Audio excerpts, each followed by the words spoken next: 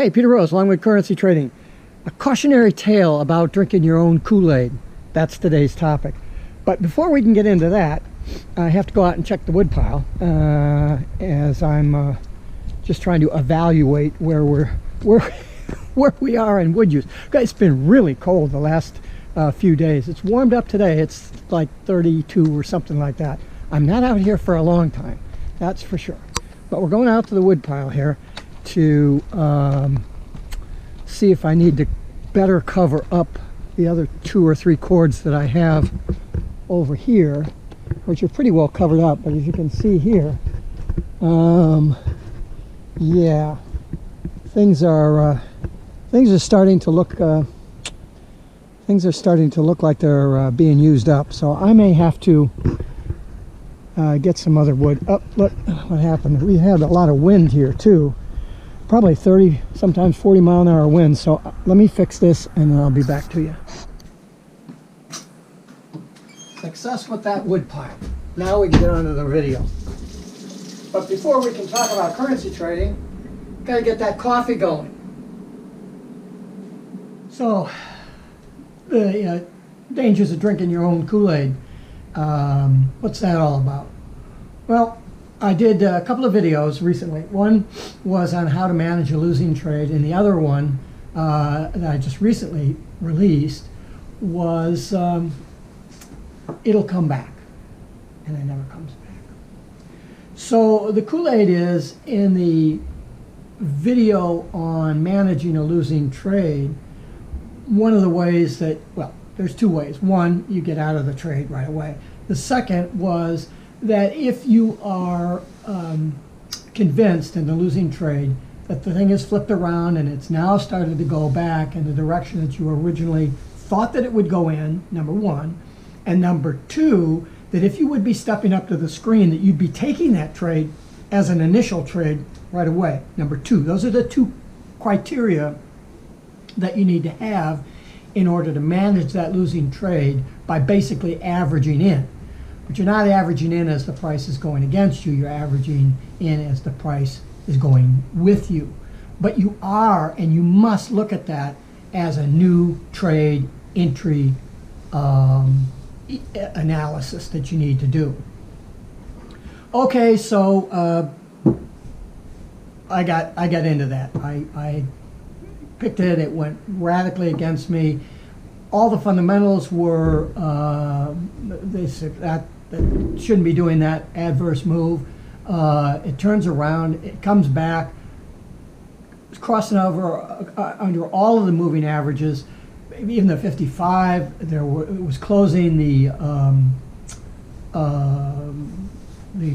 large gap that had been formed by this rather large move. You know, I had a video, we talked about Hooke's law and the spring gap closure regression to the mean analysis is what we did.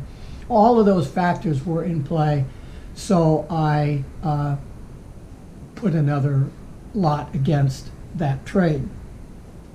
The thing continued to go in my direction. I had a retraction, a reversal, which I thought was normal. Everything was going fine. I added another lot to the position, and everything was going great until it didn't.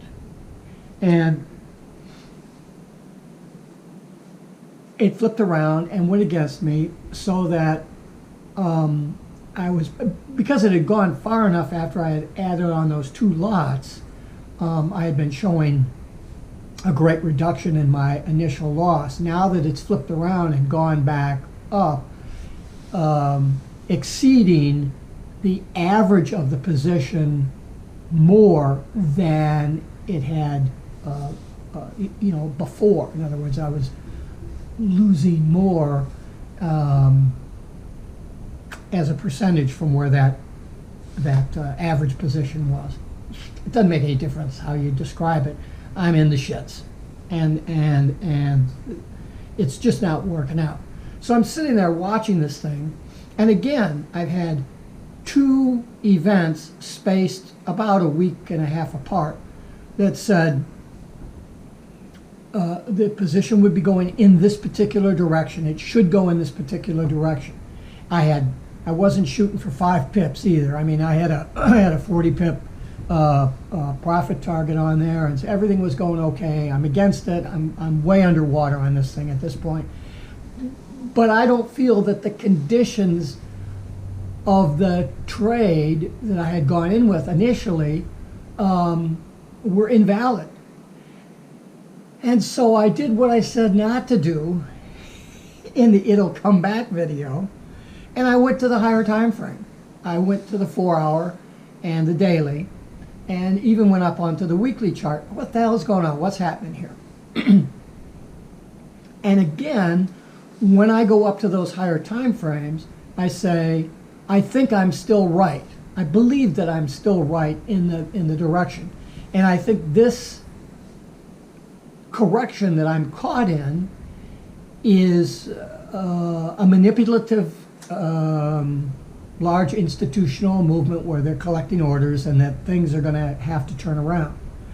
But in order to, I could get out now and my loss would be, I mean, when I first started to go negative after I had added that second additional lot, I'm about 8% down. So this is increasing more now. I'm more than 8% down. But it's 8% of the immediate committed funds that I have in the trade, not to the size of my total account. So we get into one of these hairy situations where you go, well, you know, it's 8% of my bank that I'm playing with, but it's a very small percent against my overall money available to commit to trade. And so therefore, if the thing turned around again and started to move in my direction, I'd have more dry powder that I could add to that, which when it goes in my favor, it would just magnify the profits, and those profits obviously would have to be calculated as a percent of the total amount of funds involved in the trade. Where now I'm calculating the loss against those potential funds that might be committed to make myself feel better. Drink the Kool-Aid. Regardless of that, I stay in the trade because the analysis that I did indicated that I would have to sustain more substantial losses in order for price to reach these barrier points where there's a 70% or higher chance, 75% validity, that would be the ceiling or the terminal point that price would go, where the institutional traders would say, okay, we've sucked the marrow out of this dead cat's ass, and we're going to just turn the button and go the other way. I'm willing to do that, and so I'm at 10% right now on my loss, and in violation of the It'll Come Back. So this is how you get involved in this shit. If you're a long-term trader, you wouldn't be involved in it because you wouldn't have made the initial trade where I made it anyway, because it wouldn't have been validation that the price was going to go 200 pips or 300 pips that you'd need in order to take a daily, trade on it.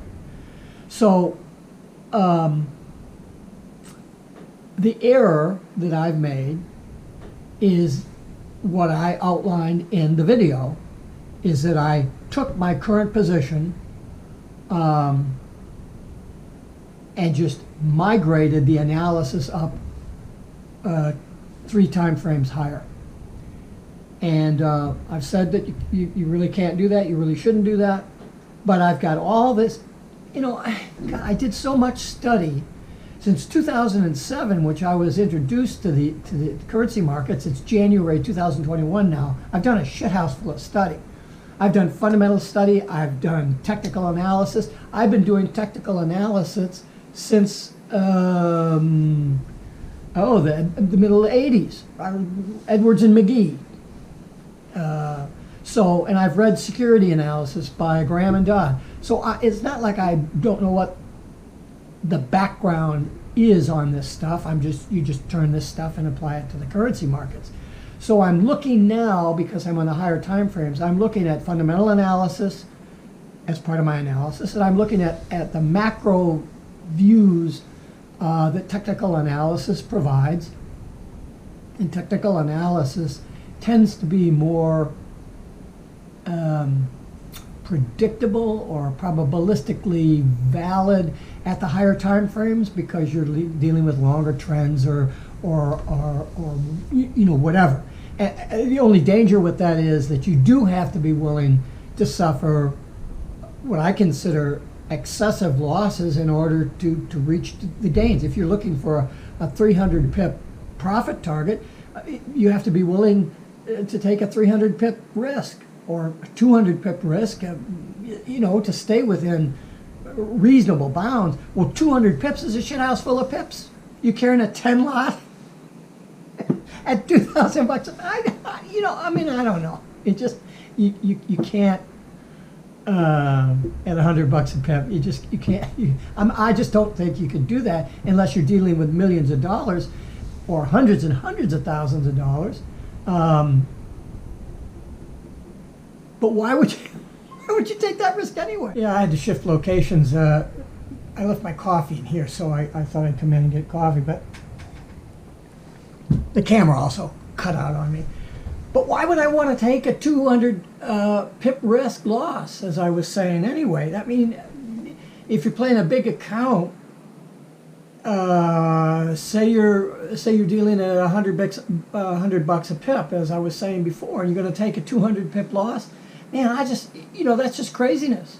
If I'm doing a 10 lot trade on $100,000 account, I'm doing $100 a pip. So if I take eight pip loss, that's $800. You do that twice, it's $1,600. But that's not as bad as taking a 200 pip loss. I mean, how many times can you do that and suffer? You can't. So bearing that in mind, in my convoluted analysis of all this stuff, I've got plenty of money in my account. I'm suffering a small loss as a percentage of that larger account. It appears, and there's the magic word, it appears. That's like one of those words you use when you say it'll come back, the price will come back. It never fucking comes back. Well, it appears. Well, you're like a fucking ghost. It's going to appear to be reaching a point. If I'm willing to risk more money, it will reach that flip point where the large institutional traders will flip it around. The price will start to come back down, and then I can add more lots. Not up at the top here, but as we get way back down, down meaning a great reduction in my loss, not only from a dollar value, but also from a percentage standpoint. I could pop on another 2 lots, increase my position by that much of a percentage, bring my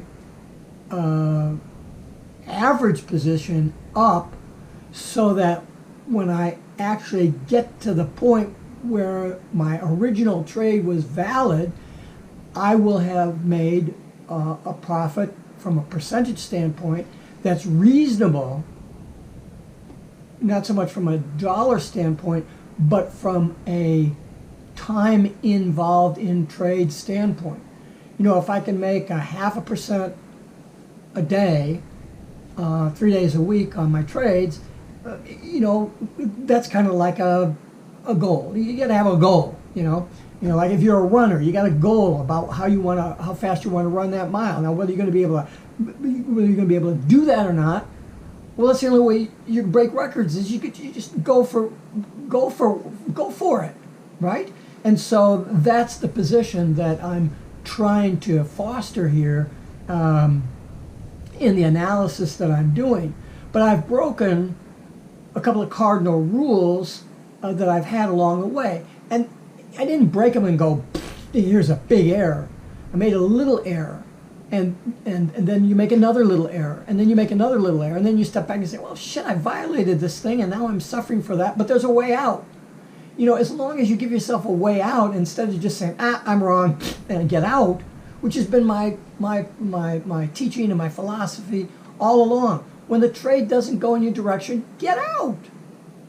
And it's very easy to do that when you're a day trader, because you got all the rest of the day to trade. You're just going to get out. What are you going to do? You're going to lose a 1/4% or whatever on the trade. You can make that back in 20 minutes. So once you start making little errors, those errors compound. Thank God I don't compound my account as I trade, but I don't seem to be able to quit compounding the errors. Damn. Don't drink your own Kool-Aid. That's all I've got to say. Peter Rose, Longwood Currency Trading. Have a great day. Have a great trading day. And don't drink your own Kool-Aid.